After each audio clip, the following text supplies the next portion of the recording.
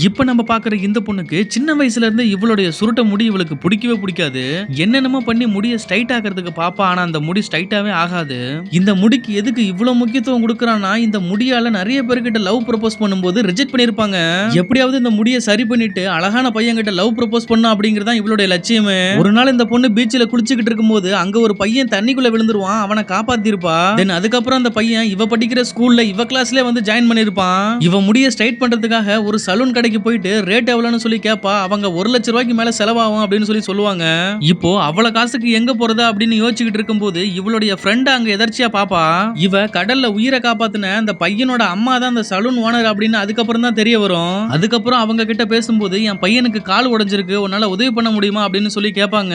நீ இத பண்ணா உனக்கு ஃப்ரீயாவே நான் ஹேர் ஸ்ட்ரைட்னர் பண்ணி தரேன் அப்படின்னு சொல்லி சொல்லுவாங்க. சரின்னு இதை ஒத்துக்கிட்டு அவ டெய்லியுமே இவன் கூடவே ஸ்கூல் போயிட்டு வர்றது, அவனுக்கு உதவி பண்றதுன்னு டெய்லியுமே இந்த வேலையை பண்ணிக்கிட்டு இருப்பா. தென் அதுக்கப்புறம் ரொம்பவுமே இந்த பையனுக்கு இந்த பொண்ணு உதவி பண்ணதுனால சீக்கிரமாவே அவன் கால் ஒரு நாள் குணமாயிடும். இப்போ அவங்க அம்மா சொல்லுவாங்க, எப்ப வேணாலும் நீ வந்து இந்த ஹேர் ஸ்ட்ரைட்னிங் ஃப்ரீயாவே பண்ணிக்கோ அப்படின்னு சொல்லுவாங்க. இப்போ இந்த பொண்ணு படிக்கிற ஸ்கூல்ல எல்லாரும் சேர்ந்து டூர் மாதிரி ஒரு ட்ரிப் வந்து பிளான் பண்ணி போவாங்க. அந்த டைம் பார்த்து கரெக்டா இவன் அந்த முடி ஸ்ட்ரைட்னிங் பண்ணிட்டு அந்த இடத்துக்கு வருவா.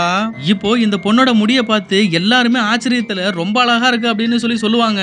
இப்போ இந்த பொண்ணோட முடி ரொம்ப அழகா இருக்கிறதுனால இவ ஆசைப்பட்ட பையன்கிட்ட ப்ரொபோஸ் பண்ணலாம் அப்படின்னு சொல்லி பிளான் பண்ணுவாங்க. இப்போ டூர் போன டைம்ல தனியா ஒரு இடத்துல லைட் செட்டிங் எல்லாம் பண்ணி அந்த பையனை வர வச்சு அங்க லவ் ப்ரொபோஸ் பண்றது அப்படிங்கறது தான் பிளான்.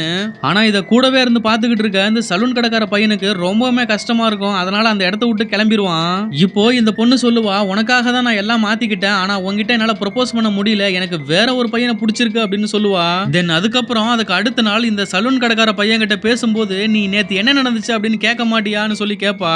நேத்து அவங்கிட்ட நான் ப்ரொபோஸ் பண்ணவே இல்லை, எனக்கு வேற ஒரு பையனை பிடிச்சிருக்குன்னு சொல்லிட்டு வந்துட்டேன், அது வேற யாரும் இல்ல நீதான் அப்படின்னு சொல்லுவா. இப்போ இந்த பொண்ணை கூட்டிக்கிட்டு இந்த பையனோட உயிரை காப்பாத்தின இடத்துக்கே போயிட்டு நம்மளால ப்ரொபோஸ் பண்ணுவாரு. கடைசியில 2 பேரும் ஒன்னா சேர்ந்துருவாங்க.